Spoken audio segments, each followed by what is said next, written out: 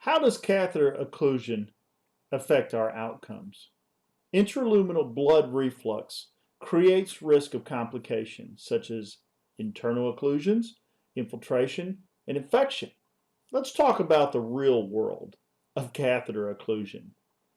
Blood reflux is in the catheter, it coagulates, sticks to the side of the catheter, and the clinician comes up to use that device. Checks for blood return, no blood return, what are we going to do? We're going to flush. Maybe 1, 2 syringes. And then check for blood return again. Miraculously, we have blood return. What just happened? What happened is that coagulated blood that was sitting inside the end of that catheter just got embolized into the bloodstream, and maybe there was a little bacteria that was growing on that thrombus sitting at the end of the catheter. What about a peripheral IV line? The same thing happens, but yet it's in a very small vein. So the pressure builds up inside that catheter. We push on it. Oh, it doesn't want to go. We push a little harder and then goes, oh, now it flushes easily. So, we do check our blood return for peripheral IVs, but not always do we get that blood return. But what happens whenever we push on that and we feel a little resistance, an explosion occurs when that releases. I can't imagine that is going to be good for the inside of our vein. As a matter of fact, as the following video will show you, it can explode right out the end of the catheter. This catheter is a 22 gauge catheter that the blood was coagulated for 4 hours and then flushed. And you can see the pressure that's built up. And when it's released, then you see the clot that's floating around in this little beaker. Think about this inside a small vein. And all that pressure built up, this pressure could be up to 10 times what the normal pressure inside. It's almost like a pressure sprayer that happens whenever this is released and this pressure builds up and sprays out. If you look at this picture of this vein, you can see there's an inflammation around this. This is what I suspect happens whenever we abuse the inside of that vein. And then all of a sudden we've got an infiltrate.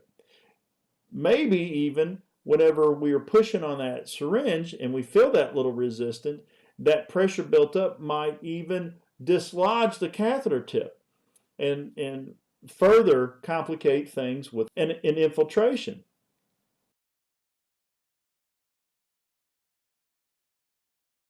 No technology or no design of needleless connector is going to supersede good nursing care. But I really thought I had this figured out, honestly. I was told by the sales reps on multiple occasions. I was told by clinicians on multiple occasions. Neutral connectors do not reflux, and there's no need to clamp when you disconnect from the syringe. There's no reflux. I was convinced of this. I was sold on this idea. I thought this was the best device that we could have because it doesn't reflux any blood. Until I read a study out of the University of Missouri, Hull et al., and it showed how the very connector that I was told did not reflux certainly refluxed, and it did it in a big way. I was completely bumfuzzled by this, and it lit a fire under me, and so I did the testing myself. As you can see, there's 13 connectors here in the study that I did, and it has a wide variety of reflux. You see the reflux in the red, and on the left-hand side of this chart, the reflux occurs on disconnection, and on the right, reflux occurs on connection. You notice that there's also blue bars. That is the positive displacement. That's actually how much fluid is pushed through the catheter. And this is what I didn't know. I always thought that positive displacement connectors didn't reflux any blood. But boy, was I wrong. They actually reflux when you connect the syringe to the needleless connector.